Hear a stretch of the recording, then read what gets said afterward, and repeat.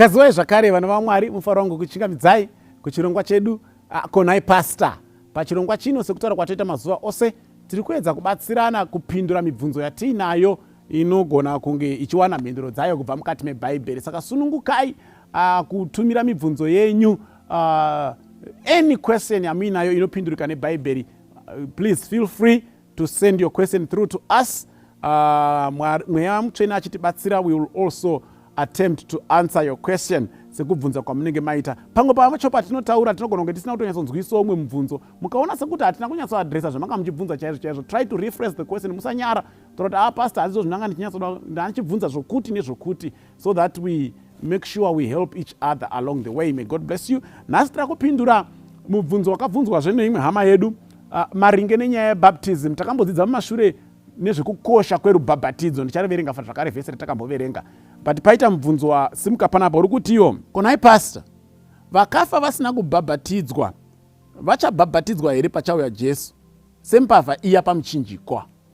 Saka ndinoda kuti abvunza mubvunzo akanzwisa kukosha kwekubhabhatidzwa kuri kubva pana John chapter 3 verse 3 to 5. Ndakamboona kumwe munhu aiti zvekubhabhatidzwa hazvina basa, izvinonge zvangotenda muna Jesu, zvekubhabhatidzwa hazvina basa. Vanhu havadi kuteerera zvinenge zvataurwa naJesu. Ndo dambudziko raane maKristu anhasi. Christians of today, the majority of them do not want to obey what Christ says. They want to come up with their own understanding and teachings, and then they force it on Christ. Christ akataura na Nicodemus, John 3 verse 3 to 5. Jesus answered and said to him, most assuredly I say to you, unless one is born again, he cannot see the kingdom of God. Nicodemus said to him, how can a man be born when he is old? Can he enter a second time into his mother's womb and be born? Jesus answered, most assuredly I say to you, unless one is born of water and the Spirit, he cannot enter the kingdom of God. Ndi Jesu Kristu ari kudaro, hazviiti kuti upinde umambo hwaMwari kana usina kubarwa patsva. Ndobarwa sei? Ndopinda zvemudumbu ramai. Handitaura zvekupinda mudumbu ramai, ndiri kutaura kubarwa patsva nemvura nemweya mutsvene. You cannot enter the kingdom of God no matter what your pastor says or teaches or makes you to believe. You will not enter the kingdom of God unless you are born of water and the Spirit.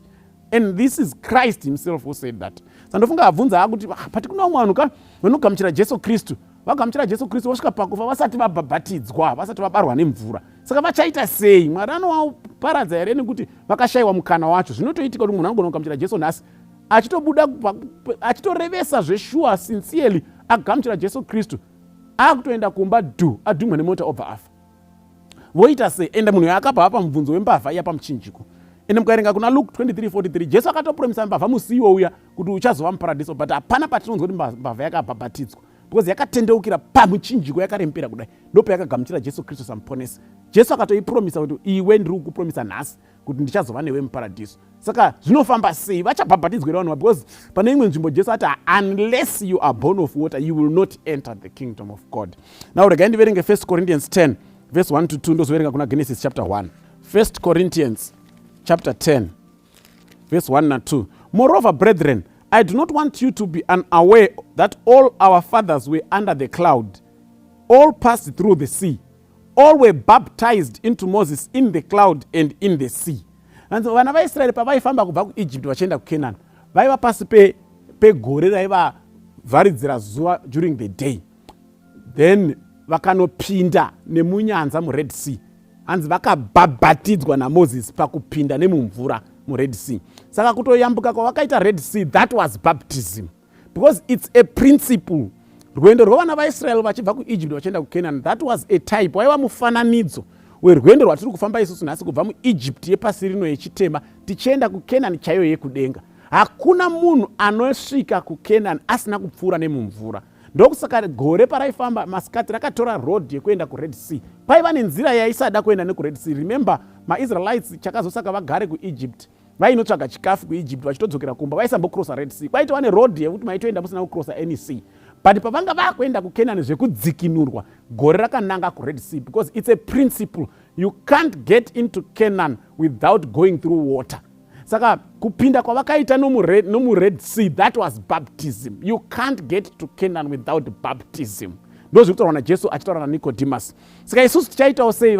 Genesis chapter 1 verse 6, 7 na 8 inoti iyo, Then God said, let there be a firmament in the midst of the waters, and let it divide the waters from the waters. Thus God made the firmament and divided the waters which were under the firmament from the waters which were above the firmament. And God called the firmament heaven. So the evening and the morning were the second day. So mukaona patiri kutanga kuverenga paverse 6, Mwari akati ngakuve ne-firmament yatiri kuzwa kuti inonzi heaven kana kuti denga. And let there be a firmament which must be in the middle of the waters, and let it divide the waters from the waters. Saka denga ratiri kuona iri firmament rinodivida imwe mvura iri pamusoro nemvura inonaya iri pazasi paro yedu inonaya yemakore iyi, which means pamusoro paro pane rimwe body of water again. And when we will be going to heaven, we are going to pass through that watery body iri pamusoro pe this heaven or this firmament.